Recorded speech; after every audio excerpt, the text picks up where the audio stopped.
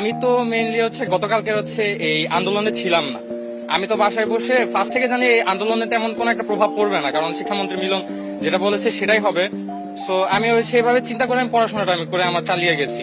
এখন আমার মা বলেছিল যে বাবা তুমি পড়ো, নিজের উপর বিশ্বাস রাখো। আমি সেভাবে বিশ্বাস রাখছি, রাত পর্যন্ত পড়ছি, পরে সকালবেলা একটু এমসিকিউটা দেখে আলহামদুলিল্লাহ পরীক্ষা দিতে আসছি।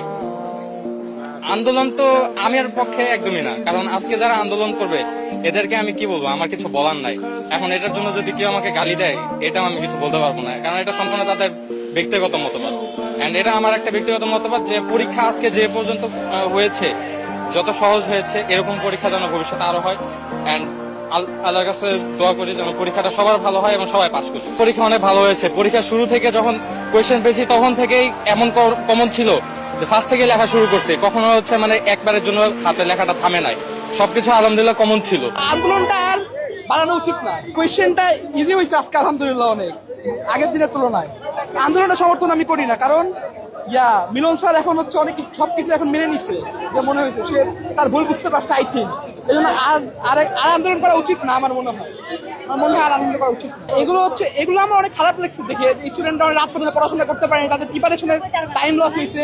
সো আই থিঙ্ক দ্যাট যে আজকে যদি পোলাপানের পরীক্ষা ভালো হয়েছে, কারণ আজকে কোশ্চেন অনেক ইজি হয়েছে লাস্ট দিয়ে তুলনায়। সো আন্দোলনটা আর বাড়ানো উচিত না আই থিঙ্ক, কারণ স্যার বুঝতে পারছে আগে থেকে। না, আন্দোলনটা শুধু এই কারণে ছিল না, কারণ জলাবদ্ধতার কারণে মোস্ট অফ দ্য স্টুডেন্ট যারা ছিল তারা হচ্ছে এক্সামে অ্যাটেন্ড করতে পারে না, বিকজ অফ অনেক পানি উঠে গেছিল। এমনকি আমার এলাকাতেও পানি অনেক উঠে গেছিল।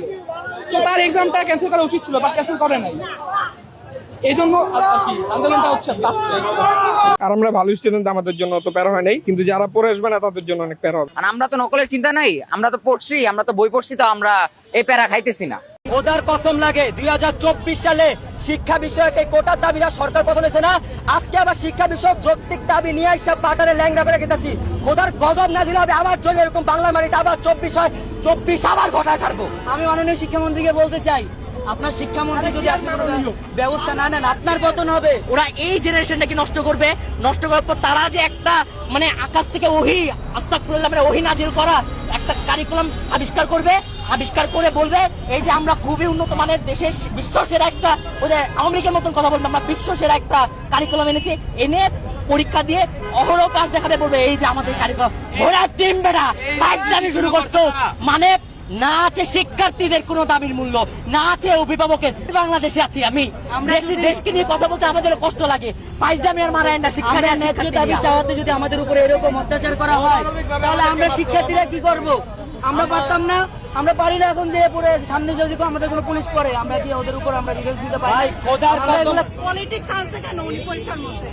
বাচ্চাদের ফিল্ডের মধ্যে পলিটিক্স কেন আসবে? আমি সবাই দৌড়াদৌড়ি করছে, কেউ মাইর খেতে আসে না এখানে, সব আন্দোলন করতে আসছে, নিজেদের দাবি জানাতে আসছে, সবাই দৌড় দিছে। আমি পিছিয়ে দাঁড়াছিলাম, যেহেতু সকাল থেকে এই সব ফ্রেন্ড সার্কেল আমরা যারা বিভিন্ন কলেজে পড়ি সবাই একত্রিত করছি, তো অবশ্যই নিজেদের দায়িত্ব আছে, কাউকে ফালানো যাওয়া যাবে না, সবাই দৌড় দিছে। আমি পিছিয়ে অপেক্ষা করতেছিলাম, আমার কোনো ভাই আছে নাকি পিছিয়ে। আপনারা মিলন কেরা?